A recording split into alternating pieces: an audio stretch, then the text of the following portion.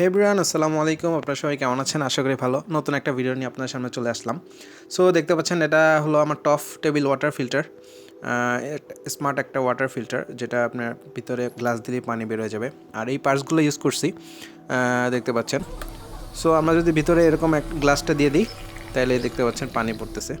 So আজকের ভিডিওতে আমি যা যা থাকতেছে, আমি প্রথমে এটা কীভাবে বানাইছি সেটা আমাকে দেখাবো। দেন আমি এটার সার্কিট ডায়াগ্রামগুলো দেখাই দিব এবং বুঝাই দিব যে কীভাবে কোনটার সাথে কোনটা কানেক্ট হয়েছে। সো এটা হলো অন অফ সুইচ, আর এর নাম হলো টফ, দিয়েছি আমি টেবিল ওয়াটার ফিল্টার। সো এইখানে একটা অন অফ বাটন আছে, আর ওইটা একটা ইন্ডিকেটর লাইটও আছে, যেটার মধ্যে বোঝা যায় এটা অন আছে না অফ আছে। আর এইভাবে হাত দিলে পানি পড়ে। আর এইখানে যেটা দেখতে পাচ্ছেন, এটা হলো আপনার রিচার্জেবল। এটা রিচার্জেবল বানাইছি আমি। সো আপনি যদি একটা টাইপ সি একটা চার্জার দিয়ে চার্জ করতে পারবেন। আর লাল বাতি আর নীল বাতি এটা তো সবাই বোঝে। সো ভিতরে যদি আমি দেখাই দিই, দেখতে পাচ্ছেন যে ভিতরের মেকানিজমগুলো, ওই যে একটা লিথিয়াম আয়ন ব্যাটারি আছে 3.7 ভোল্টের, 1800 mAh এর ব্যাটারি, ভালোই চার্জ থাকে, একবার চার্জ দিলে 3 দিন চলে মোটামুটি। আর এটা হলো আয়ার সেন্সর। আয়ার সেন্সরের কাজটা অনেকেই জানে, আর এটা কীভাবে ইউজ করছে সেটা আমি আপনাদেরকে বুঝাই দিব একটু পরেই। আর এই পাইপটা দিয়ে হলো পানি বোতল থেকে চলে আসে। আপনি এখানে 1/2 লিটার 1 লিটার ইউজ করা যাবে, কোনো সমস্যা নাই, বা আপনি সাইজ বড় বানাইলে বড় ইউজ করা যাবে, এটা কোনো ব্যাপার না। আর এই যে চিকন পাইপটা দেখতে পাচ্ছেন, এটা হলো আমার এয়ার পাম্পের পাইপ। এয়ার পাম্প দিয়ে হাওয়াটা বোতলের ভিতরে যায়, তারপরেই হাওয়াটা পানিটা উপরে চলে আসে, লাইক বিকারের মতো। আমরা যে রসায়নে যে বিকার ইউজ করি না, ওই বিকারের টাইপ। আর এটা হলো ফিল্টার। ফিল্টারটা দেখতে পাচ্ছেন মোটামুটি বিশুদ্ধ পানি খাওয়ার জন্য আর কি, জাস্ট দিয়ে দিছি আমি। যদি অন করে দেখাই, দেখতে পাচ্ছেন যে ভিতরে লাইটগুলো জ্বললো, আর এই পানি পড়তেছে, হাত দিলেই পানি পড়তে থাকবে, বা গ্লাস দিবেন পানি পড়তে থাকবে অটো। সুন্দর একটা জিনিস। সো চলুন ভিতরে আমি দেখি কিভাবে পানিটা পড়ে। সো এই যে আপনি দূর থেকে আমরা যে এই ডিস্টেন্সটা আছে, এই ডিস্টেন্সটা আমরা কন্ট্রোল করা যাবে। চাইলে আরও বাড়িয়ে দেওয়া যাবে, কমায়ও দেওয়া যাবে। সো এই হলো অবস্থা।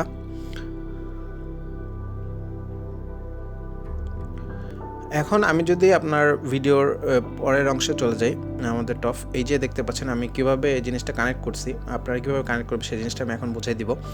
সো এই শুরুতে যেটা দেখতে পাচ্ছেন যে আপনার এখানে সবগুলো পার্টসই আমি যা যা ইউজ করছি সবগুলোই আমি আপনাদেরকে দেখিয়ে দিয়েছি। এইটা হলো আমাদের রিচার্জেবল সার্কিট যেটা। সো রিচার্জেবল সার্কিটটা আমি কীভাবে কানেক্ট করছি সেটা আমি এখন বুঝাই দিব। সো এটা মূলত ভালো কাজ করে। এটা আপনার ব্যাটারিটাকে সেভ রাখবে, ওভার চার্জিং হতে দিবে না, আর রিচার্জ হওয়ার পর কাট অফ করে দিবে। আর আউটপুটটাও এখান থেকে দেয়। সো এই জিনিসটা খুবই ভালো। চার্জ হয়ে গেলে আপনার নীল বাতি জ্বলবে, আর চার্জ যখন হবে তখন লাল বাতি জ্বলবে, এটা আমরা সবাই বুঝি। আর 3.7 ভোল্টের যেই ব্যাটারিটা আছে, ব্যাটারিটার পজিটিভ কানেকশনটা বি পজিটিভে আসবে, আর ব্যাটারির নেগেটিভ কানেকশনটা বি নেগেটিভে চলে আসবে।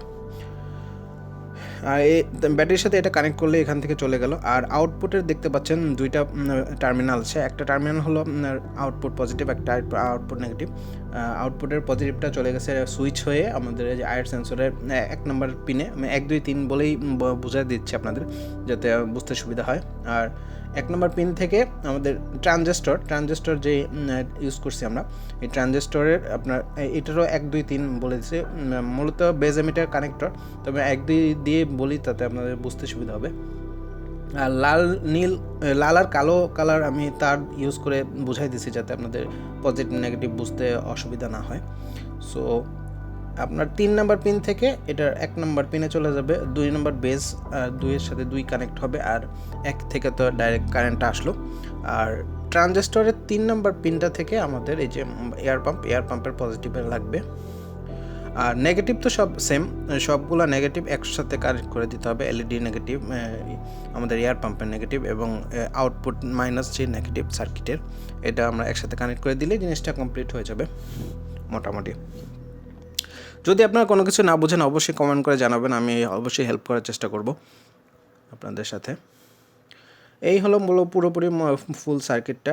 আর এরপরে আমি সার্কিটটার ছবিটাও দিয়ে দেবো, এবং প্রফেশনাল যে ডায়াগ্রাম আছে, প্রফেশনাল ডায়াগ্রামটা আমি দিয়ে দিব, যাতে আপনারা বুঝতে অসুবিধা একদমই না হয়। আর এই তো মোটামুটি।